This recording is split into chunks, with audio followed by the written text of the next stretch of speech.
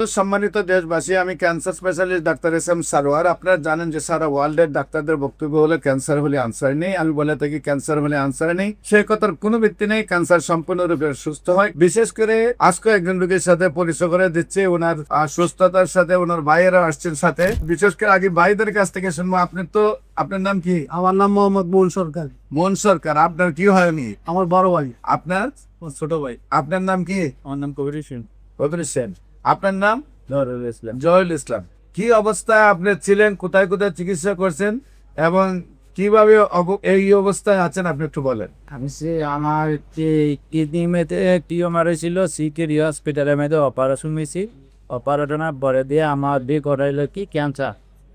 হ্যাঁ, আমি আনোয়ার মডেল হসপিটালের মধ্যে গেলাম, থেরাপি দেওয়া লাগবে। আমি থেরাপি ইচ্ছাগতভাবে দিয়ে যাই। আপনার ইউটিউবের সাথে যোগাযোগ করে আপনার যে জায়গায় আসলাম, আমি ওষুধ খাওয়ার পরে দিয়ে আল্লাহ রহমত এখন রিপোর্ট করছি, মানে রিপোর্ট পার হয়েছি ইনশাল্লাহ। রিপোর্টগুলো আমরা আপনাদের সামনে তুলে ধরছি।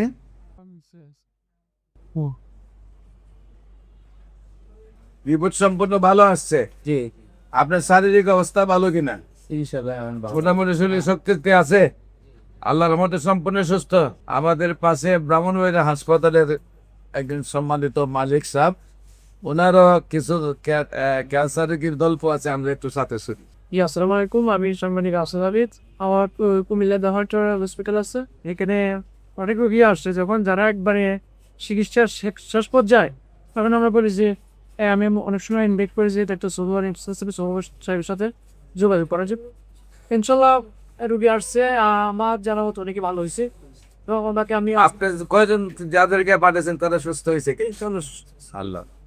সম্মানিত দেশবাসী, বিশেষ করে ওনার আরো দুই ভাই, আমরা ওনার কাছ থেকে শুনবো। আপনার ভাইয়ের এই অবস্থা দেখে আপনার কেমন লাগছে বা খুব আনন্দ লাগছে। আমার ভাই সুস্থ, ইনশাল্লাহ আনন্দ। আপনার আলহামদুলিল্লাহ। আলহামদুলিল্লাহ, আলহামদুলিল্লাহ। সম্মানিত দেশবাসী, যারা আমাদের ভিডিওগুলো দেখছেন, আপনারা দোয়া করবেন উনি যেন আজীবন সুন্দরভাবে সুস্থ হয়ে যায়। আমরা একটু দোয়া করবো ওনার সাথে, উনি যেন আজীবন মানব সেবায় সময় দেন, কারণ উনি তো পৃথিবী থেকে চলেই যেত। পৃথিবীতে চলে গেলে তো আর মানুষের জন্য কিছু করতে পারতেন না।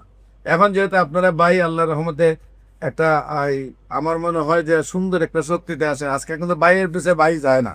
ভাইয়ের সুস্থতা দেখে আপনাদের সাথে আসছেন, এত আপনাদের পরিবারটা অনেক সুখী পরিবার।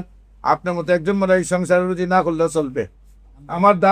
আমার বিশ্বাস আর কি, আপনি যেমন বাকি জীবনটা মানবের সেবা করবেন, আর দেশবাসীর প্রতি আবেদন রইল আপনারা দোয়া করবেন উনি যেন আজীবন অন্তত ক্যান্সারে আর আক্রান্ত না হন। মৃত্যু হলে যেন অন্য কোনো কারণে মৃত্যু হয়, সেই দোয়াটুকু আপনারা করবেন। যে কোনো প্রয়োজনে স্ক্রিনে দেওয়া নম্বরে যোগাযোগ করার জন্য আহ্বান জানাচ্ছি এবং আমাদের অফিস ভিজিট করার জন্য আমন্ত্রণ জানাচ্ছি।